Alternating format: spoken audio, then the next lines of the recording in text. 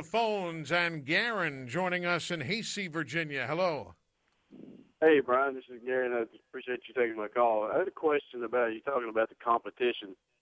Has NASCAR, you guys ever thought about maybe just slowing the cars down instead of running, on these mile-and-a-half tracks at 201, 202? You ever thought about just slowing them down to where they're not running so fast amongst the field back up? Yeah, we actually we have, and we were testing lots of packages, including taking horsepower out of the out of the car. But the reality is that it isn't any one thing that improves the competitive balance. It's always a variety of things that come together in the right way, which is a big challenge. But so if it were just taking horsepower or speed out of it, and that somehow made the racing better, obviously we would do that. We've tested that.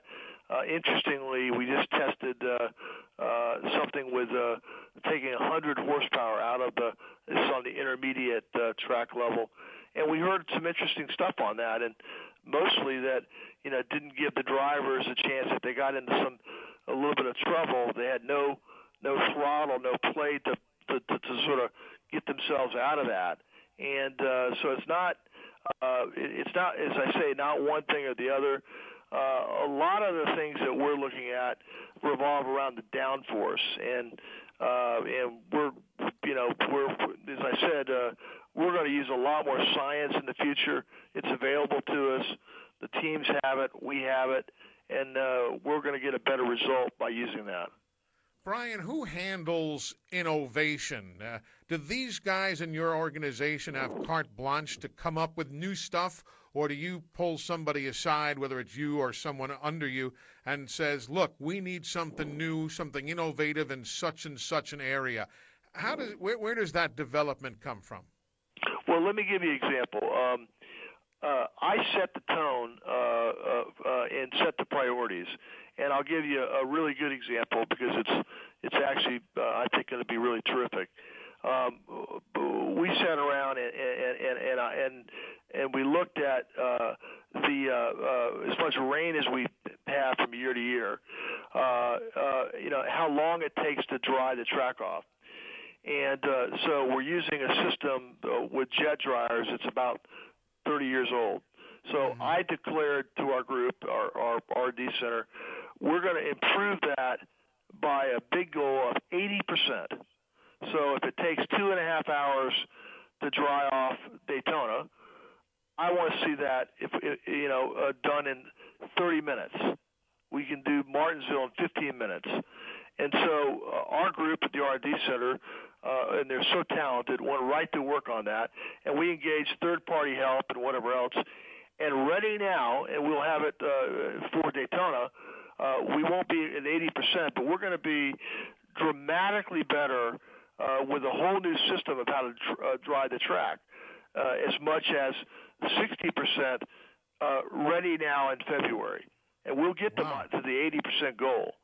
And so everything that we do starts really at the R&D center, but we will use third-party help. We will, which we have in this case, use any expert that can add to something, and all of it, Eli, is designed to make the racing better or the fan experience better, and we're hard at work all the time trying to do that. Can you give us a hint on how this new system would work? Yes. It's going to have two components that we don't have now. One is what we're going to call an air knife, but it's not going to be the final name on that. But basically, we're patenting some technology that boosts out from a air pressure standpoint. Think of it like giant air tanks, scuba tanks that drive PSI air out, that blow water or anything off the surface in a dramatically better way. And then it's followed by a vacuum system. So, and not only are we going to do it a lot smarter and faster, it'll be a green way because we will ultimately eliminate the jet dryers that are in place. So it's a big solution. We're not fully there yet, but ready now will be very good. And what that's going to mean is, no longer are you going to sit there and when it rains, go, oh my goodness, we got a 2 or 3 hour wait. We're going to be able to in theory, and we will get there. I mean, I'm not going to say we're there tomorrow morning, but we will get there. We're going to be able to drive Martinsville in 15 minutes, as an example. Man. Phoenix in 25 minutes, 20 minutes. Folks are going to love that. Really a real big thing here. Little news right there on NASCAR Live as we talk.